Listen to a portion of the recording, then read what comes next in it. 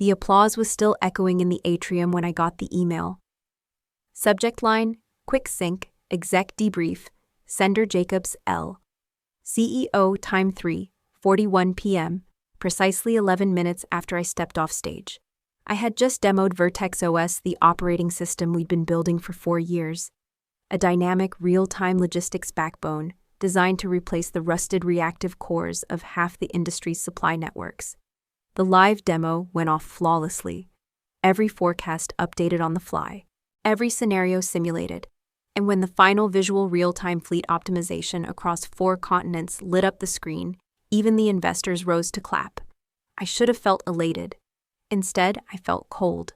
Because I saw it in their faces, especially in Jacobs's. That kind of frozen smile that says, "Thanks, you're done now." Still, I walked to the debrief with my head high.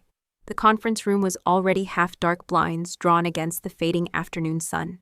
Jacob sat at the head of the table, flanked by Claire from legal and a third man I didn't recognize. Maybe HR, maybe damage control. He didn't even pretend it was a meeting. "Let's not drag this out, Victor." Jacobs began flipping open a folder. I hadn't even sat down. "You've been an essential part of the Vertex OS development cycle," he continued. "But as we move into the next phase of public deployment, we're restructuring toward a more scalable leadership model. Leaner, more investor-aligned." There it was, the pivot, the moment where vision becomes optimization, where the founder-engineer becomes a liability. Claire slid the severance packet toward me like it was a menu. Standard terms. 3 months benefits, clean handoff. "We'll need your formal transition outline by Friday." I finally sat. Calm. Still. Jacobs leaned in. "It's not personal, Vic. You're a builder. But now we need operators." I gave him a slow nod. "Of course." He exhaled, relieved. He thought I was going to fight. I didn't. Instead, I reached into my bag and pulled out a pen. Signed the top page with a steady hand. Closed the folder, slid it back across the table. "Anything else?" I asked. "No," Jacobs said. "This is just business. Thank you for everything." I stood, adjusted my jacket, and walked to the door, but I paused.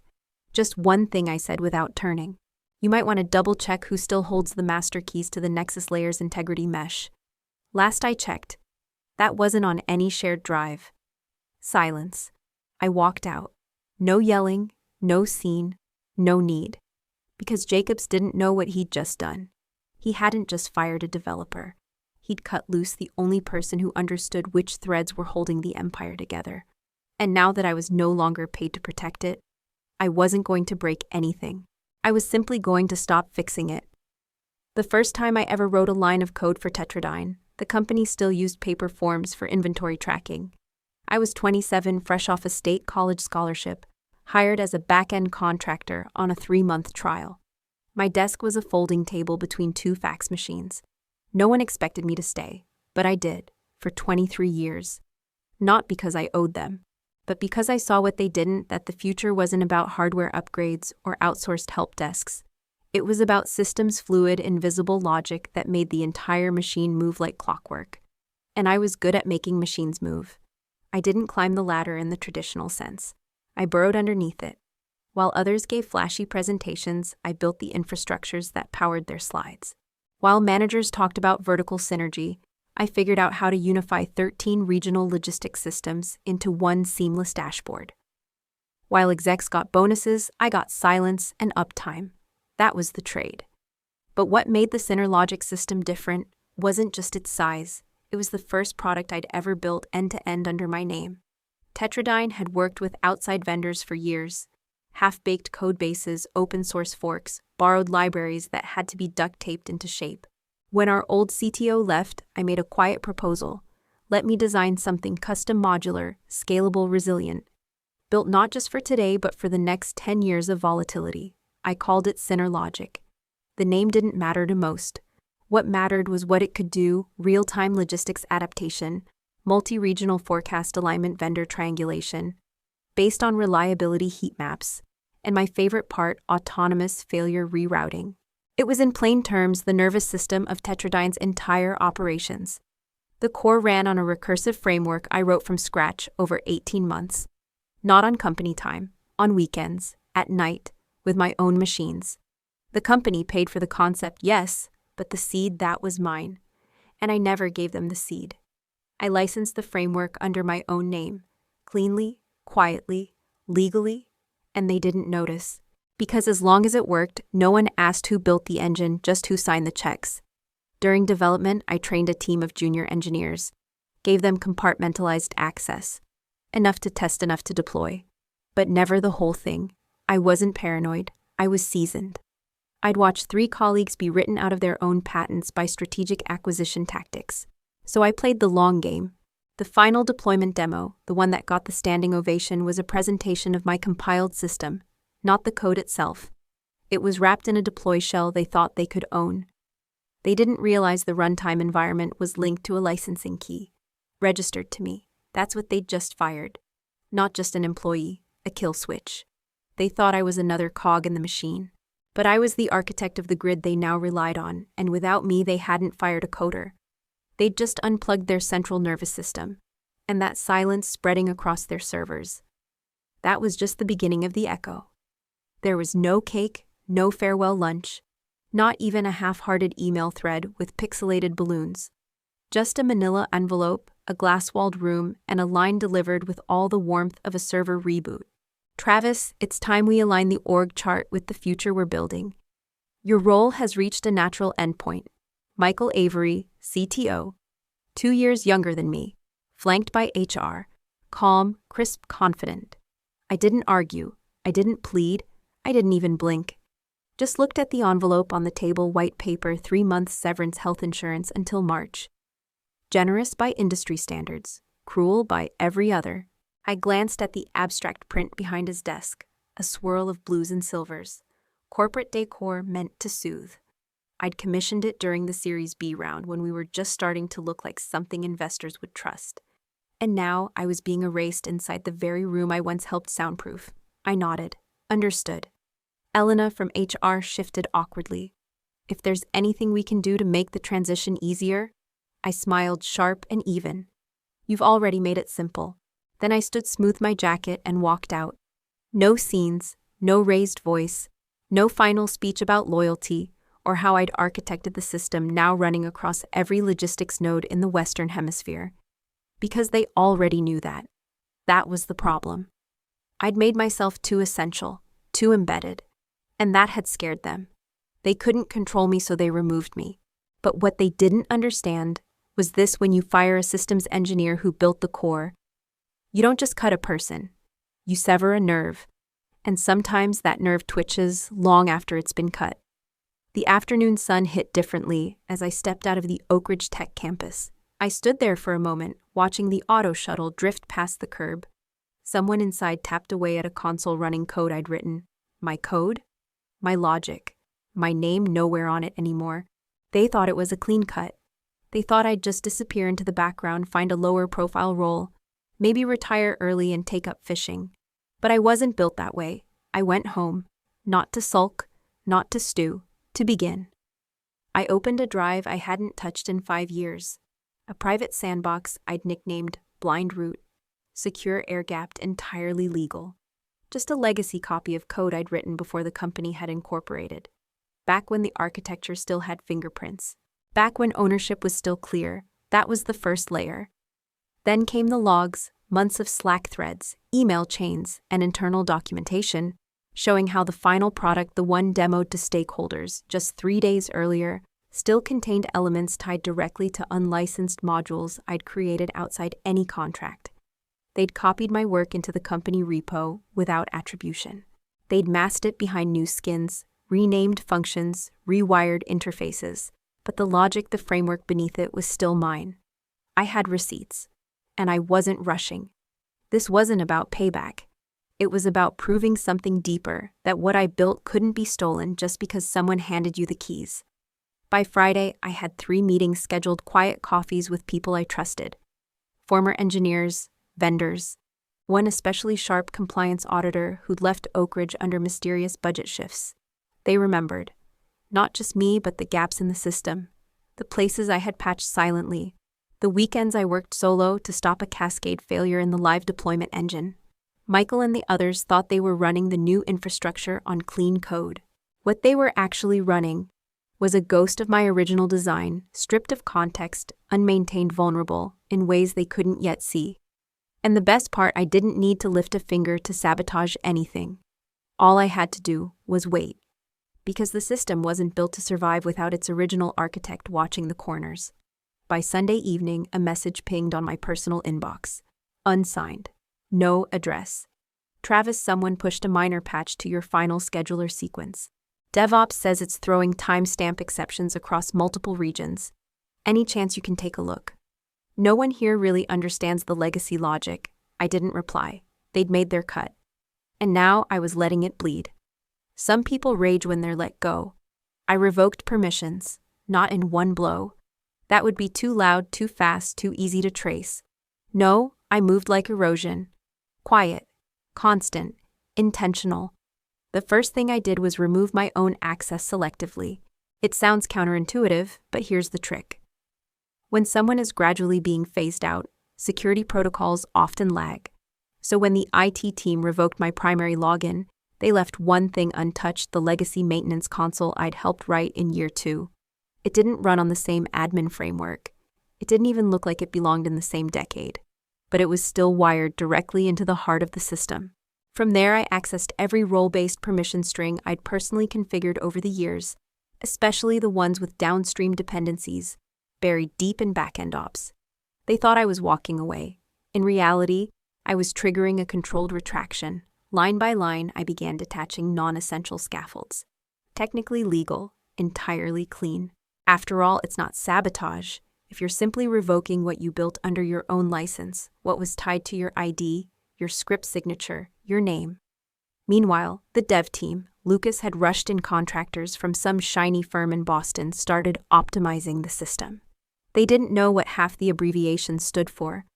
Didn't realize some modules weren't logic chains, they were tripwires designed to prevent overload loops. They couldn't see the interdependencies because they didn't know they existed. I sat back and let them do it. All I did was remove the floaters that once saved the ship. The documentation's still there, just empty. The pages loaded, but the internal links pointed to archived servers now cut off from real-time sync. And then I mirrored the core directory. Not to steal, to protect. I copied it to an external framework I'd maintained for years, an R&D sandbox I called Helix. It wasn't company property. It was where I tested theories, built simulations, refined every performance gain that Archelon eventually claimed as theirs. Helix wasn't for revenge. It was insurance. One night I got a message from Kara. Just 4 words. They changed the locks. I smiled. Of course they did, but the question wasn't whether they'd locked me out. It was whether they knew what they'd just locked themselves into. The next day I ran a quiet audit on the transport grid's decision tree, the one that powered QuickSpan, their flagship promise of 5% faster delivery. I'd helped design the math behind that promise, and I knew one thing: it only worked because of a cross-county time-smoothing protocol built into the Cobalt layer, a protocol whose license had just expired with me. Their system still worked for now, but the moment they tried to scale it, I didn't break it. I just stopped updating the glue. And as for the clients, they didn't know anything had changed. Not yet. But in the logs, in the delays, in the audit trail, no one was watching. Cracks had started whispering. Let them talk about lean teams and next-gen vision. Let them showcase my diagrams as theirs and pitch code they didn't understand. All I had to do was keep walking and listen for when the silence started to sound like collapse. Monday, 9:01 a.m.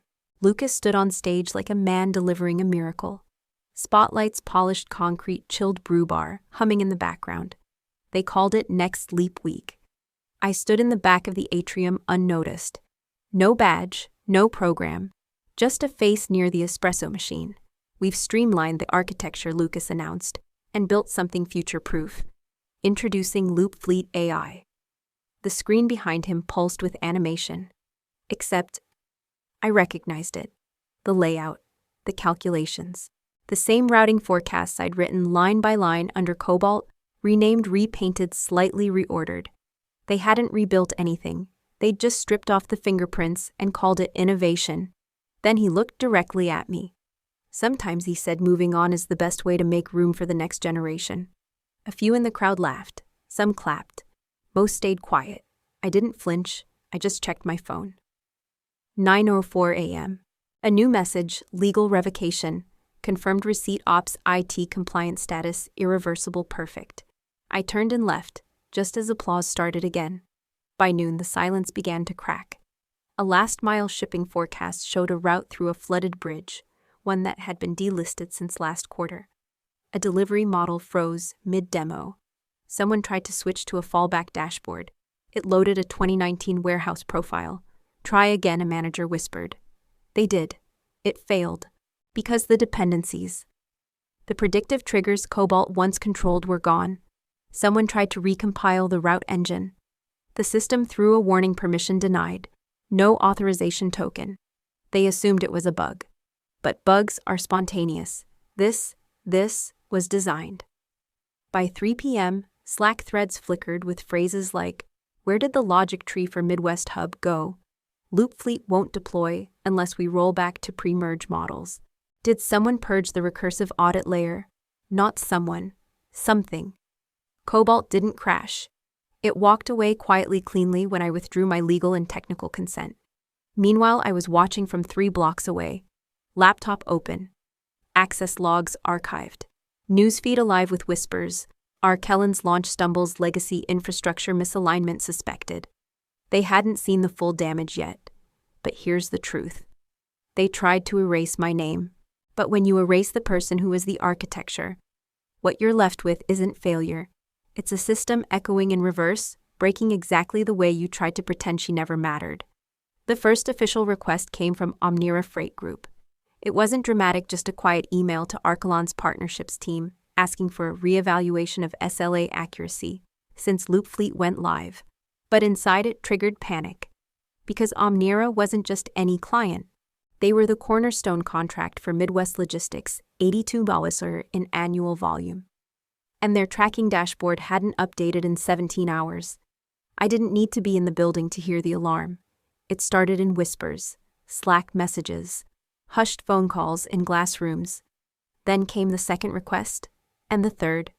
By the end of the day, 7 key clients had flagged unexpected inconsistencies. The glitch wasn't just technical. It was psychological. Kellen's executives still paraded confidence. Lucas sent out a chirpy internal memo titled "Momentum Meets Innovation." But behind the emails, the language had changed. Words like rollback and external audit started appearing. Legal posture, historical authorship. That last one made me smile, because they were finally remembering the map they tossed in the fire. See, when you build a system like Cobalt, you don't just wire routes and load tables. You wire trust, quiet, invisible threads between data and decision. Break those threads, and the logic begins to echo in all the wrong directions. They tried to patch it. Tried calling Marcus, the replacement, back from his startup leave. But he didn't last a week. 2 failed demos. 1 public crash. Then silence. Meanwhile, clients started asking the question no one in Archelon wanted to hear. Where's Adrian? The first to say it aloud was Delta Cold, VP of Distribution, during a quarterly sync. Did she sign off on this new routing logic because it's not behaving like hers? Lucas tried to smile through it. Adrian's moved on. The system is ours now, but the system disagreed. Inside the dev logs, variables started behaving like shadows, triggering sequences prematurely, looping through outdated ports, routing shipments to deprecated hubs that hadn't seen a truck since before COVID. The language of failure wasn't loud. It was quiet. Slipped timelines, misaligned metrics, forecasts that used to predict 14 days ahead now stalling at 3. The echo chamber was collapsing. I watched it unfold from a different room. Now sleek glass high above street level. Zero Logistics had offered me more than a title. They gave me runway, and they listened. You don't want to copy what I built, I told them. You want to understand why it worked. We started clean, not with dashboards, but with questions. What should a freight intelligence layer know that a CFO won't think to ask? That's what they trusted me with. Not just building a brain, but embedding intuition. Then one morning, a package arrived at my new office. Unmarked envelope. Inside, a single printed slide deck. Arkellen's Q4 Strategic Ops presentation. I recognized it immediately because it was mine. One of my drafts from 3 years ago, watermarked in a corner, they forgot to crop out. They were still using it, still passing my work around like inherited wallpaper. But they couldn't recreate the logic. Because logic without understanding is just a copy. And copies fade. That afternoon I got a call from a recruiter. Adrienne, she said, almost breathless. A few Arkellen clients are reevaluating their vendor structure. They're looking elsewhere. Are you open to leading those transition strategies? I smiled. I don't take meetings to rejoin what I left behind. No, she said quickly. They're not asking you to come back. They're asking if you'll help build what comes next. I looked out the window at the skyline. Somewhere out there, Lucas Pryor was still trying to outrun the silence I'd left behind. But he couldn't. Because some echoes you don't control. You unleash them. 3 months after I walked out of Arkelon, I walked into a room they never imagined I'd lead. It wasn't their boardroom. It wasn't their stage. It was something better. A strategic convening session hosted by the Federal Freight Alliance, bringing together the top 5 logistics tech vendors for a regional overhaul initiative. Each company had 1 seat. Saro sent me. When I arrived, the conference room was already humming, folders being passed around, nameplates clipped into place. Mine read Adrienne Shaw, Systems Architect, Saro Logistics. Directly across from me sat a face I once knew too well, Lucas Pryor. His nameplate looked smaller somehow. Or maybe it was just the space he took up now. He didn't make eye contact. Didn't have to. The moderator cleared his throat. We're here today to discuss predictive logic, continuity, accountability protocols, and transitional overlays. He glanced around the table. Adrienne, would you be willing to walk us through your model first? No fanfare, no hesitation, just trust. I opened my folio, spoke with clarity, not louder, sharper. I outlined a new framework we'd been prototyping, one built from principles I'd learned the hard way. No system should collapse when a single person leaves. But no person should be forgotten when they make it work.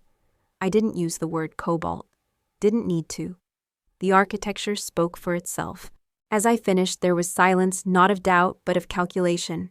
People were already rethinking what they thought was cutting edge.